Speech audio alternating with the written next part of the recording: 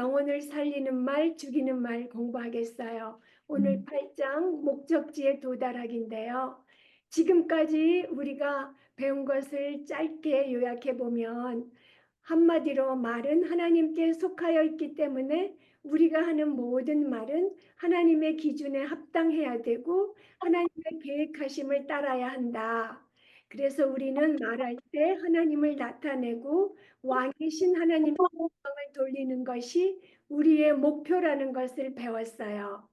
그렇지만 우리는 자기 의로움과 자기 사랑에 빠져 있으며 또 자기 자신을 숭배하고 자신이 하나님이 되어서 다스리려고 해요. 그리고 주님을 닮은 방식으로 말하는 것보다는 사탄의 유혹에 빠져서 말할 때가 많아요. 그래서 우리의 모습은 하나님께서 원하시는 그 수준에 너무나 부족해요. 그렇지만 낙심할 필요가 없다고 우리가 배웠어요. 왜냐하면 그 이유는 그리스도께서 오셨기 때문이죠. 우리가 그리스도 안에 있을 때에 하나님의 은혜의 그 능력으로 은혜로운 말을 할 수 있기 때문이에요. 그래서 오늘은 그 중에서 하나님께서 원하시는 은혜로운 말을 하기 위해선 어떤 단계를, 어떤 것들을 구체적으로 해야 되는지 알아보겠어요. 제일 먼저 해야 될 거 자포자기 하지 말라. 자신의 죄만 쳐다보고 있을 때 우리는 정말 자포자기하고 낙심하기 쉬워요. 정말 말하고 나서 후회와 죄책감에 사로잡힌 적이 한 번도 없으신 분은 없으실 거예요. 그렇지만 우리의 죄를 사해 주신 하나님께서 우리를 회복시키고 다시 세워주세요. 그리고 화목하게 해주신다는 것을 우리는 꼭 기억해야 돼요. 우리가 지은 과거에 지은 죄로 말미암은 서로 주고받은 상처 회복할 수 있어요. 그리고 하나님의 새롭게 하시는 은혜 때문에 우리는 새롭게 될 수 있는 거죠. 그리고 우리 하나님께서는 위대한 스승이세요. 거기 우리 번역에는 뭐라고 되어 있죠? 카운슬러, 상담자로, 위대한 상담자라고 되어 있을 거예요. 아니면 훌륭한 상담자. 이사야서 9장 6절에 있는 원더풀 카운슬러 그건데 그거를 보니까 무슨 상담자 이렇게 할 게 아니라 새 번역을 보니까 위대한 스승이라고 되어 있어요. 그리고 그 책, 이 영혼을 살리는 말 이 책에도 하나님께서 나중에 또 다른 선생님을 보내주신다고 했기 때문에 거기서 위대한 스승이라고 우리가 이해하는 게 더 좋겠어요. 그래서 위대한 스승이신 하나님께서는 항상 가장 정확한 순간에 진리가 무엇인지 우리에게 보여주세요. 그리고 또 다른 스승이신 선생님이신 성령님을 우리 안에 내주하시게 하셨기 때문에 우리는 낙심하지 않아도 되는 거죠. 그 성령님의 인도하심으로 그 능력으로 우리는 죄를 극복할 수 있는 거예요. 그래서 우리는 자포자기하지 않을 수 있고 또 자포자기하지 말고 자신의 죄만 쳐다볼 것이 아니라 하나님의 주권적인 지혜를 온전히 의지해야 되는 거예요. 그리고 우리는 복음의 소망을 간직해야 돼요. 디모데후서 1장 7절에 보면 하나님이 우리에게 주신 것은 두려워하는 마음이 아니요 오직 능력과 사랑과 절제하는 마음이니라고 하셨어요. 두려움이 아니라 그러셨죠? 근데 우리가 두려움에 압도될 때가 있어요. 우리가 두려움에 압도되는 것은 우리 자신이 그리스도 안에 있다는 것을 잊어버릴 때에 우리가 두려움에 사로잡히게 돼요. 그래서 그것을 피하기 위해서 기억해야 할 세 가지가 있어요. 제일 먼저 우리의 죄가 더한 곳에 하나님의 은혜 또한 넘친다는 것을 우리는 기억해야 돼요. 우리가 죄를 지은 것을 알게 되었을 때 두렵죠. 두려울 때가 있어요. 그렇지만 하나님께서는 죄 지은 우리를 버리지 아니하시고 그걸 용서하여 주시고 또 극복할 수 있는 용서와 극복할 수 있는 그 은혜를 넘치게 주신다는 것을 우리는 꼭 기억해야 돼요. 그래서 그리스도의 삶, 그리스도의 죽으심 그리고 부활하심이 우리로 하여금 죄를 극복할 수 있게 죄에 대하여 승리할 수 있게 해주시기 때문이에요. 로마서 6장 14절에 보면 죄가 너희를 주관치 못하리니 이는 너희가 법 아래 있지 아니하고 은혜 아래 있음이라. 예, 죄는 이제 더 이상 우리를 지배하지 못해요. 네, 우리가 법 아래 있지 않고 하나님의 은혜 아래에 있죠. 그래서 이 하나님의 은혜는 우리 삶의 모든 환경에 적용되고 우리가 연약할 때에 우리를 온전하게 하는 그런 은혜예요. 그래서 그 예수님이 주시는 그 복음의 소망을 우리는 잊으면 안 되고 꼭 기억해야 되고요. 그리고 삶의 어려운 문제들이 생기는 것이 하나님께서 우리를 버리셨다는 것이 아니라는 것도 기억해야 돼요. 시편 46편에 보면 하나님께서는 환난 중에 만날 큰 도움이라고 하세요. 이것은 하나님께서 우리를 단순히 도우신다는 그 뜻이 아니라 보다 더 크게 그분께서 우리의 피난처가 되시고 우리의 힘이 되신다는 거예요. 그리고 우리가 어려움을 겪을 때에 바로 그것에 하나님께서 우리와 함께 계신다는 거죠. 그래서 환난 중에 만날 큰 도움이시라는 것은 우리가 어려운 일 당했을 때 하나님께서 우리를 버리신 게 아니라는 것을 분명히 알 수 있게 하죠. 그래서 하나님은 우리가 환난 중에 피할 수 있는 피난처가 되시고 우리가 그걸 극복해 나갈 수 있는 힘이 직접 돼 주시는 거예요.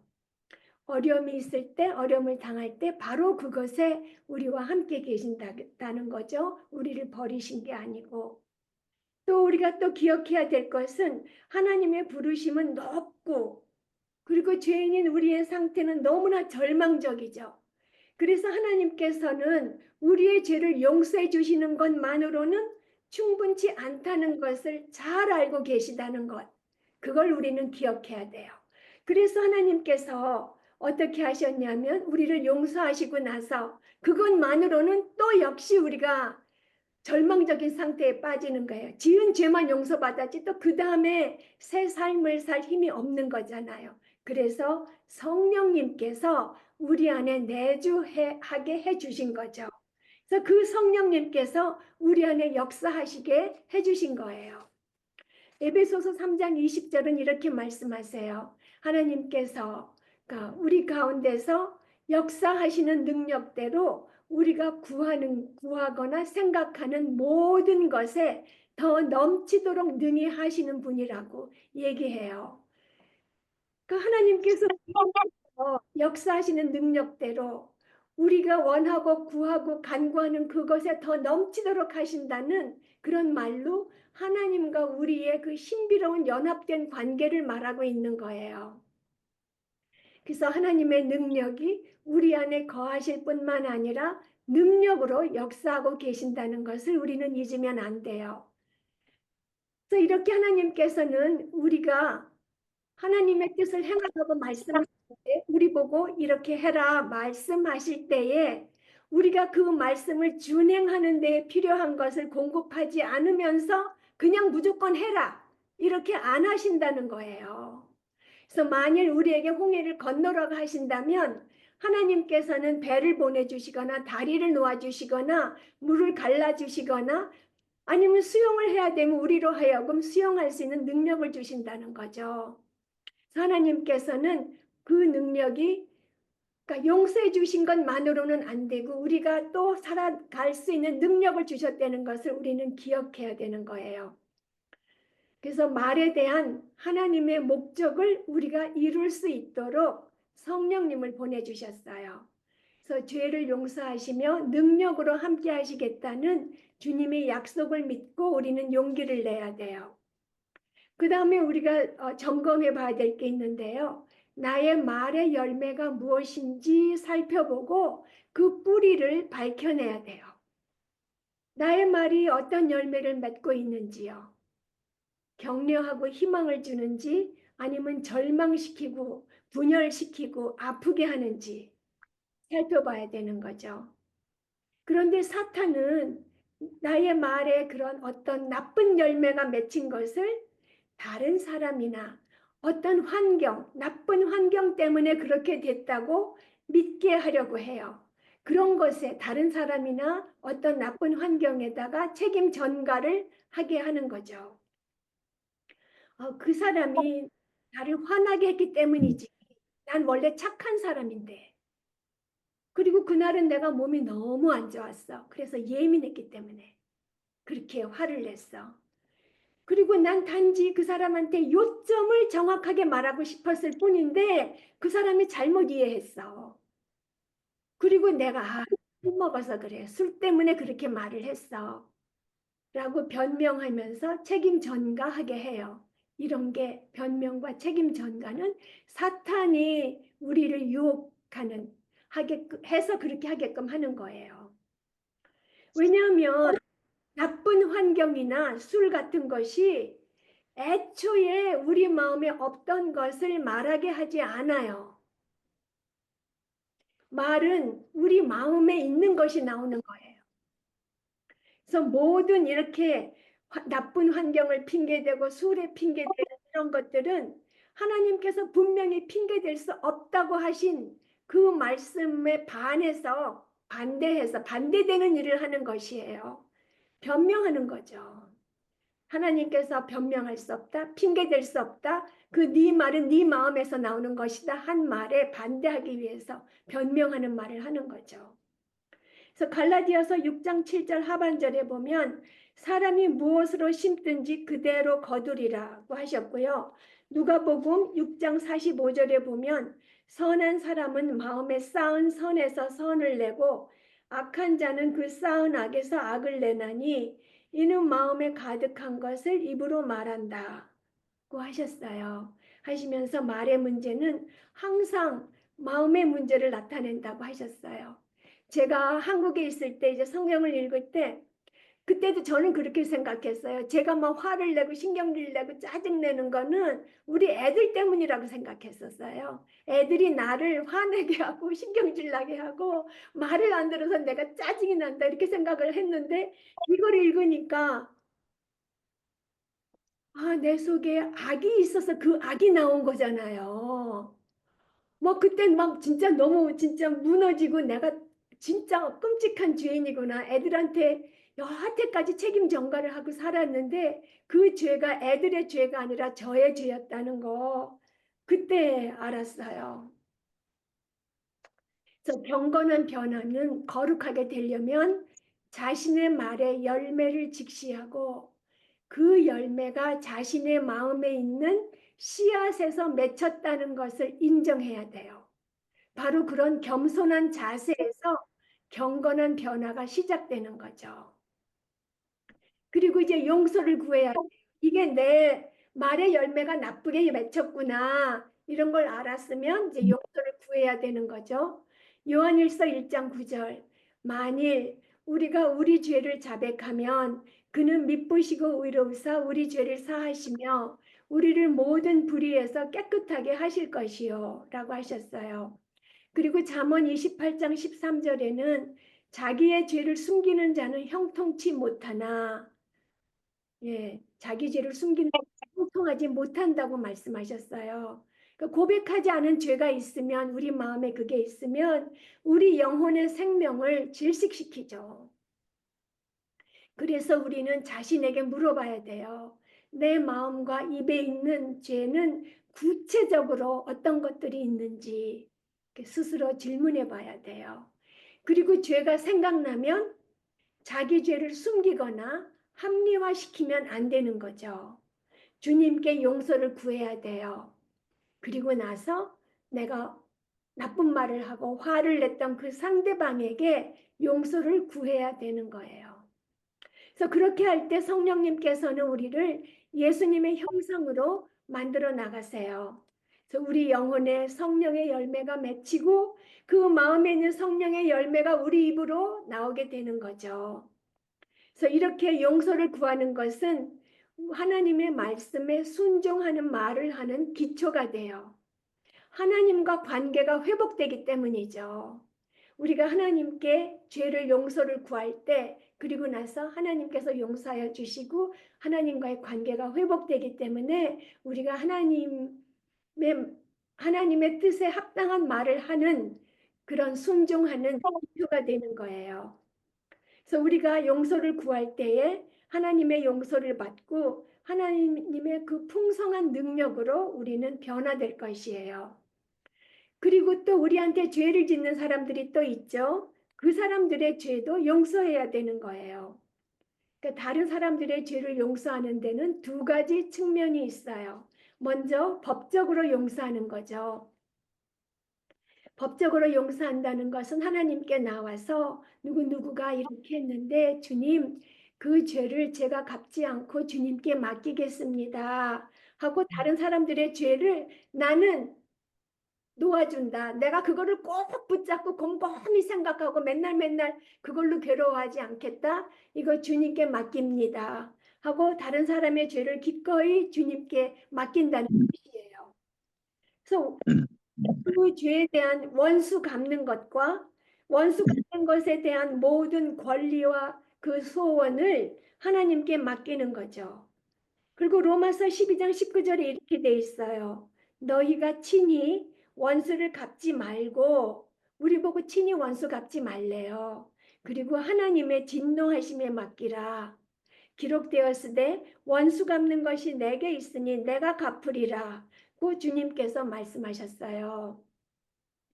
진짜 우리가 내가 그거를 꽁꽁 붙잡지 않고 주님께 맡긴다는 건 정말 큰 일이에요. 그래서 이 말을 잘 알면 우리가 사실 우리한테 가장 큰 원수는 가까이에 있는 사람들이잖아요.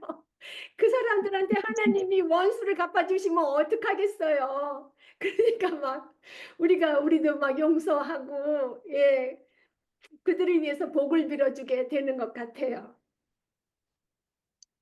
용서는 원수 갚는 것을 주님께 맡기고 하나님의 공의로우심을 의지하는 것에서 시작돼요. 이렇게 그 법적으로 용서를 하고 수직적으로 용서를 하고 그 다음에 관계적인 면에서 용서하는 거예요. 그러니까 용서를 구하는 사람을 나를 괴롭힌 사람이 용서를 구하러 오면 기꺼이 용서해 주는 거죠. 그래서 에베소서 4장 30절에 보면 서로 인자하게 하며 불쌍히 여기며 서로 용서하기를 하나님이 그리스도 안에서 너희를 용서하심과 같이 하라. 그럼 용서를 구하러 오는 사람은 우리가 용서해요. 그럼 용서를 구하지 않는 사람은 우리가 그거 꽁꽁 붙잡고 있어야 되겠어요? 그 하나님께 맡기는 거죠. 그리고 나도 주님 저 사람 용서할 수 있게 해주세요 하고 그리고 기도하고 나가야 되는 거죠.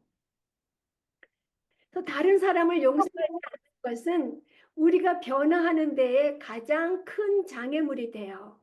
왜냐하면 다른 사람을 용서하지 않는 것은 우리로 하여금 하나님께 순종하지 않는 게 되잖아요. 우리가 순종하지 않는 게 되고.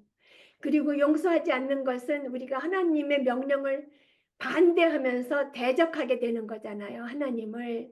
그리고 하나님과의 관계에서도 하나님을 대적하지만 그 사람과 사람 사이에서도 서로를 위하고 사랑하는 것이 아니라 서로 대적하는 것이기 때문에 서로 다른 사람을 용서하지 않는 것은 우리가 변화하는 데에 가장 큰 장애물이 돼요.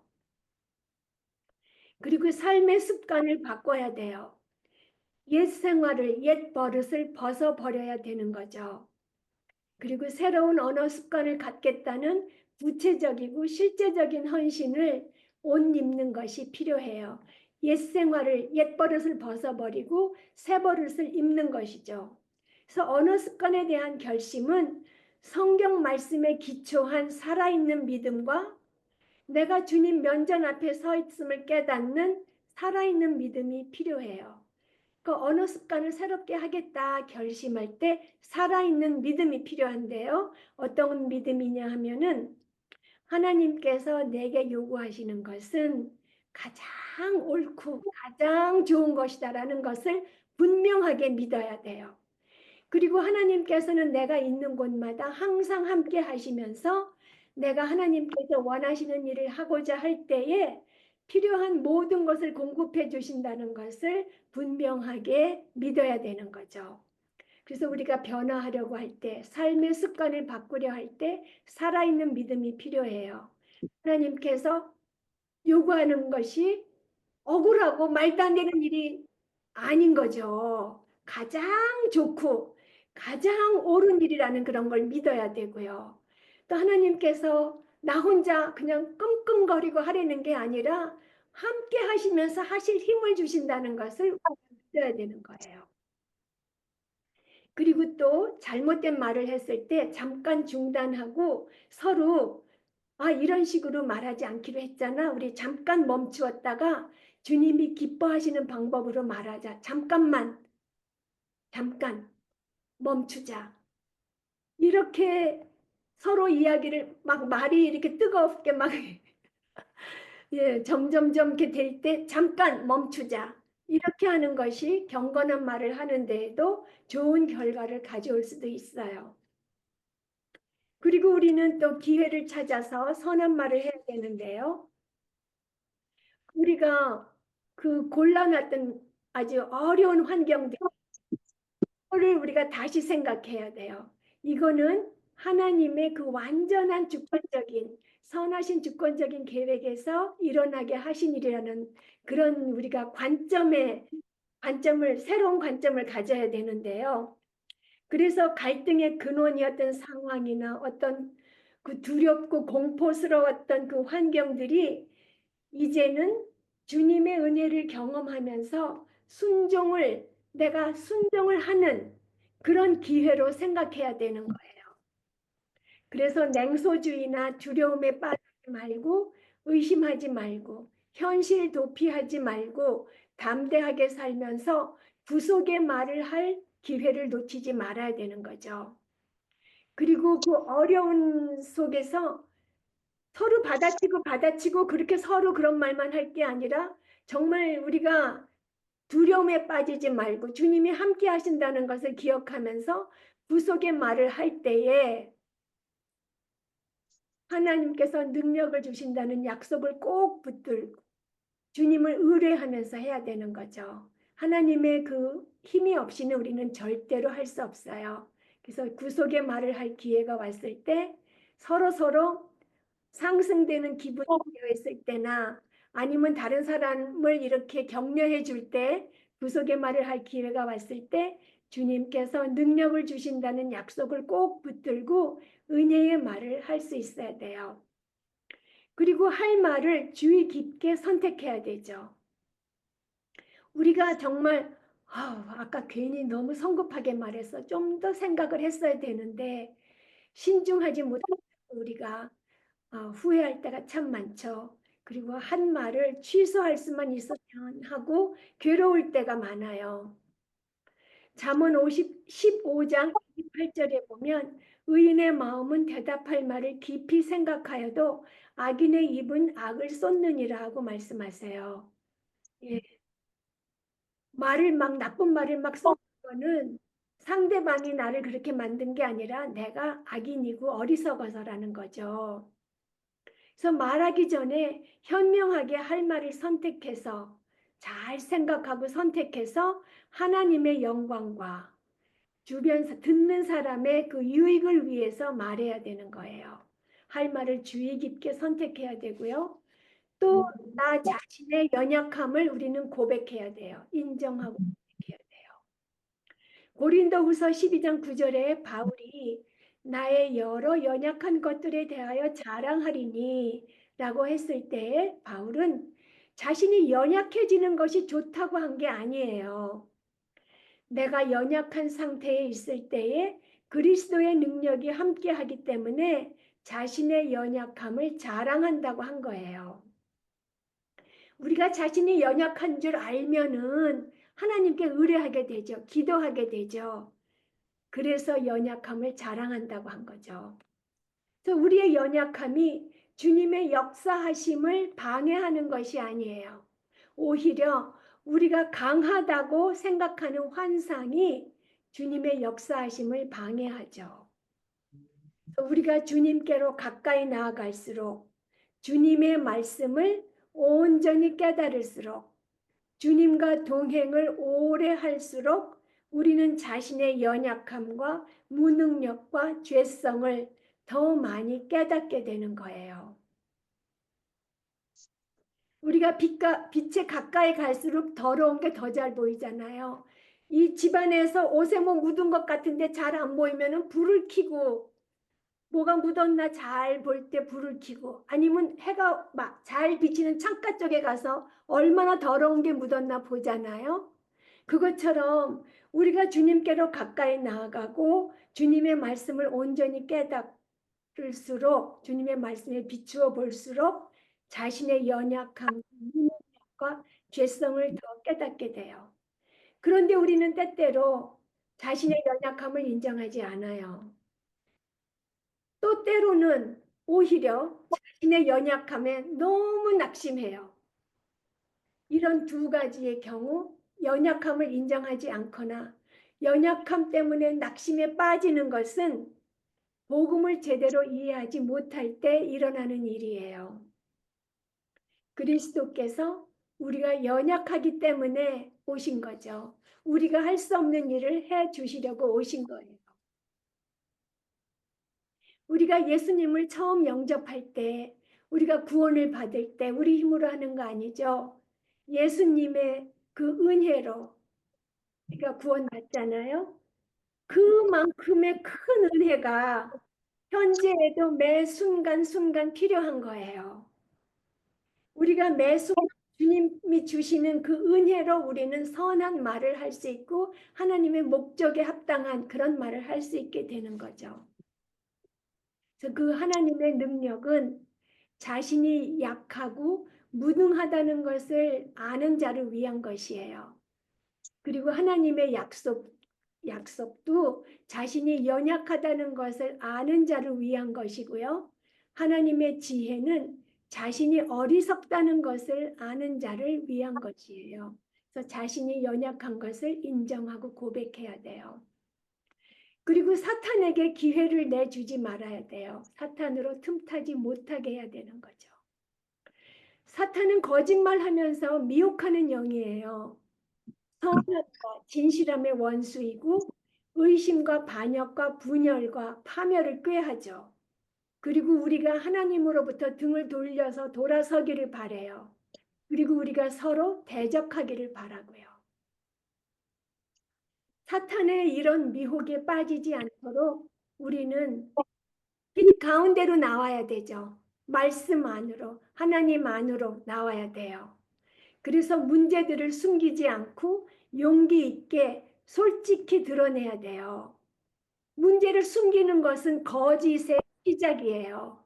사탄은 거짓의 아비잖아요. 문제를 숨기는 것, 문제를 덮는 것, 거짓의 시작이에요. 사탄의 괴계에 넘어간 거예요.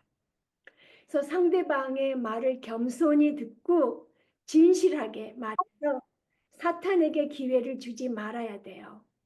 그래서 대화의 대부분의 문제는 우리는 절대로 이번에는 사탄에게 기회를 줘야지 하고 생각한 적은 한 번도 없어요. 우리가 의식하지 못하고 그냥 하나님을 의뢰하지 않을 때 그때 사탄의 괴계로 미끄러져 들어가는 거죠. 그래서 대화의 대부분의 문제는 우리가 의식하지 못하고 사탄에게 기회를 줬을 때 생기는 거예요. 그래서 하나님께서 우리 보고 깨어 있으라고 항상 말씀하시죠. 그러면 이렇게 10가지를 우리가 점검하면서 하나님의 뜻에 순종할 때에 어떤 복이 따르는지 보면요. 하나님의 용서를 받고 하나님과 관계 회복이 되고 하나님께서 원하시는 말과 행동을 할 수 있는 그런 사람이 되는데 우리가 하나님의 뜻에 순종한다는 것을 한번 생각해 봐야 되겠어요. 예를 들어서 에베소서 4장 26절에 분을 내어도 죄를 짓지 말며 해가 지도록 분을 품지 말고 이 말을 읽었어요. 이제 그래서 이제 이 말에 순종해야 돼. 맞아. 해가 지도록 분을 품지 말라고 하셨으니까 이 말에 순종해야 돼.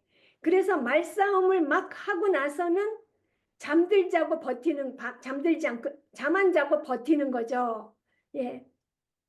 해가 지도록 분을 품지 말랬으니까 잠만 안 자면 되는 줄 알고 잠 안 자고 버티면서 상대방이 먼저 사과하기를 기다린다면 이거는 그 말씀에 순종하는 게 아니죠. 그래서 말씀에 순종해야지 할 때에 우리가 우리의 마음까지도 말씀에 순종시켜야 되는 거예요. 잠만 안 자고 버틴다고 순종하는 게 아니에요. 그래서 갈등이 시작된 것은 말이 아니라 마음이기 때문이에요. 갈등이 마음에서 시작됐잖아요. 그렇기 때문에 우리가 말씀에 순종한다고 할 때에 우리는 마음까지도 말씀에 순종시켜야 되는 거예요. 그래서 말로 죄를 지은 다음에는 곧바로 용서를 구해야 되는 거죠. 하나님께 용서를 구하고 상대방에게도 용서를 구해야 돼요. 그럴 때 하나님의 용서를 받고 관계 회복이 되는 복을 받아요. 그리고 거룩함에 자라나가게 되는 거죠. 그 다음에 소망 가운데 우리가 말하는 걸 알아보면은요. 우리가 소망을 어디에 두어야 되겠어요? 하나님 그리스도 안에 소망이 있잖아요. 그래서 우리가 지금까지 배운 거 생각해 보면 하나님의 말씀에 생명이 있고 하나님의 뜻에 순종할 때 복이 오는 것도 알고 그렇지만 지금까지 배운 10가지 단계를 실천하는 것은 불가능해 보일 수가 있어요. 그러니까 지금까지 공부하면서 10가지 하면서 다 말씀드린 거를 이 책에 또 마지막에 결론적으로 이렇게 모아서 설명하시더라고요. 우리를 생각하면은 이 10가지 하는 거 진짜 불가능해 보여요. 그렇지만 우리는 못하지만 하나님께서는 하실 수 있다는 거죠. 그래서 하나님을 의뢰하려는 거예요. 하나님께서는 변화를 일으키시고 모든 것을 회복하시는 위대한 주님이시기 때문에 못하는 자기 자신 붙잡고 하려고 애쓰지 말고 하실 수 있는 하나님을 의뢰하려는 거죠. 그리고 무엇보다도 우리가 기억해야 될 거는 아까도 나왔지만 하나님께서는 우리로 하여금 할 수 있게 하지 않으신 것을 하라고 억지로 강요하지 않으신다는 거죠. 하나님께서 성경 말씀에 뭐 이렇게 해라, 사랑하라, 원수를 용서해라 했다면은 우리가 할 수 없는 것을 하라고 억지로 하라고 하신 게 아니라는 거예요. 하나님께서 하라고 하실 때에는 할 수 있는 힘을 주신다는 거죠. 하나님을 온전히 의뢰할 때 우리가 원수를 사랑할 수 있게 된다는 거예요. 그래서 우리는 우리에게 필요한 모든 것을 주신다는 것을 믿는 믿음으로, 그런 살아있는 믿음으로 용기를 갖고 소망을 갖고 나아가야 돼요.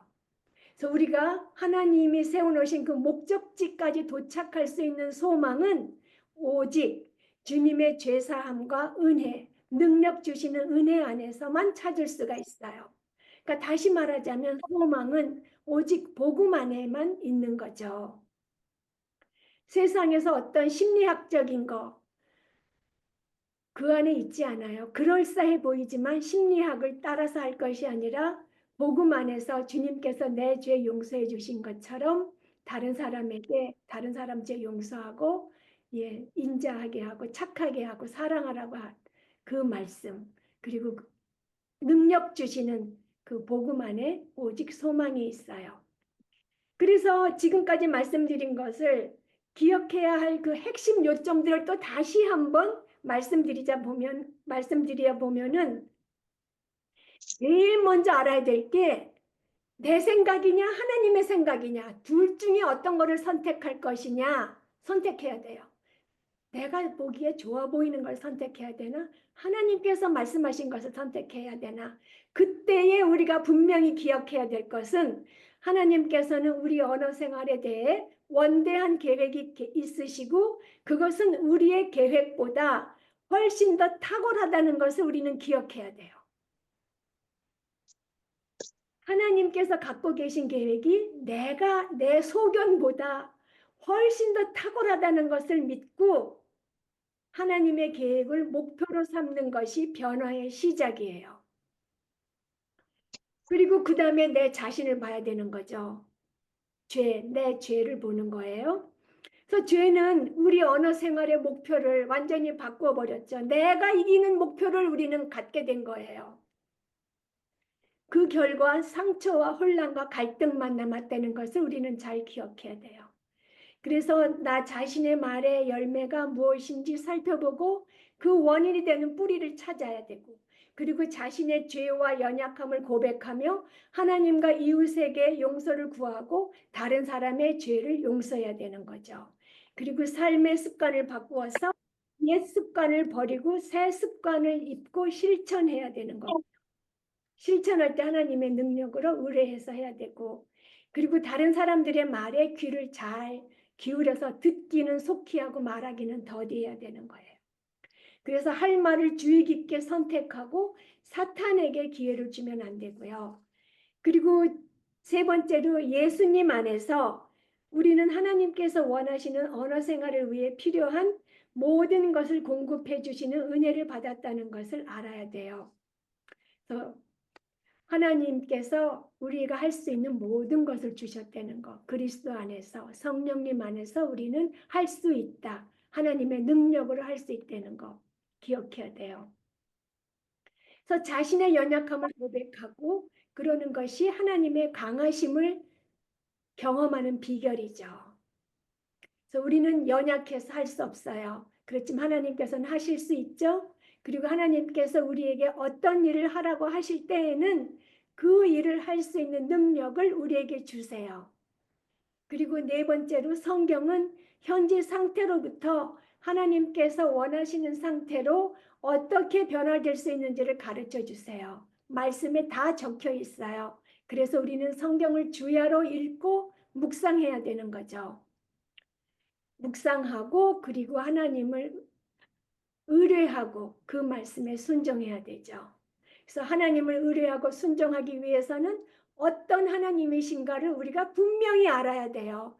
우리가 잘 알지 못하고 능력이 없는 것 같은 사람은 우리가 의뢰할 수가 없죠. 그래서 우리가 하나님을 의뢰하고 순종하기 위해서는 어떤 하나님이신가를 우리가 확실히 알아야 되기 때문에 우리가 성경 말씀을 또 주야로 묵상해야 되고요. 읽어야 되고요. 책에 이렇게 돼 있어요. 너무나 여러분들 다 읽으셨겠지만 너무나 감사해서 읽을 거예요. 예, 원수의 미혹이 강하면 하나님께서 직접 그들을 물리쳐 주실 것이고, 건너야 할 바다가 앞에 있다면 물을 갈라 주실 것이고, 마실 물이 없다면 물을 공급해 주실 것이고, 굶주린다면 만나를 내려 주실 것이며, 죄를 회개한다면 그 죄를 용서하실 것이고, 연약하다면 강하게 해주실 것이다. 그런 하나님이에요. 그래서 언제 어디서나 항상 하나님께서는 능력이 있으시고 그 능력을 하나님의 영광, 우리의 유익을 위해서 사용하고 계세요. 이런 구속에서 오셨기 때문에 우리가 하나님께서 계획하신 목적지에 도달할 수 있게 된 거죠. 하나님께 감사드립니다. 기도하시겠습니다. 하나님, 저희들을 흑암의 권세에서 건져내시고 빛의 나라로 옮겨주시고 빛의 나라 백성답게 말하며 살게 하시려고 이 땅에 오신 주 예수님을 경배합니다. 하나님께서 계획하신 저희들의 말에 대한 원대한 계획은 저희들의 계획보다 훨씬 더 탁월함을 인정하고 주님 앞에 머리를 숙입니다. 주님, 저희 스스로 지혜 있다고 생각하는 교만과 저희들이 다스리고자 하는 오만과 저 자신을 숭배하는 죄를 고백하고 회개합니다. 저희들의 부족함과 연약함을 아시고 언제 어디서나 항상 저희들을 도우시는 하나님을 의지하고 그 말씀에 순종하기를 힘씁니다. 주님, 저희들이 하나님께서 목표로 하시는 목적지에 도달하기를 애쓰는 모든 과정에서 주님을 기쁘시게 하고 저희들도 주님 안에서 기쁨을 누릴 수 있게 하여 주시기를 간구합니다. 저희들을 위하여 이 땅에 오시어서 모든 것을 이미 이루신 예수님의 이름으로 기도하였습니다. 아멘. 아멘.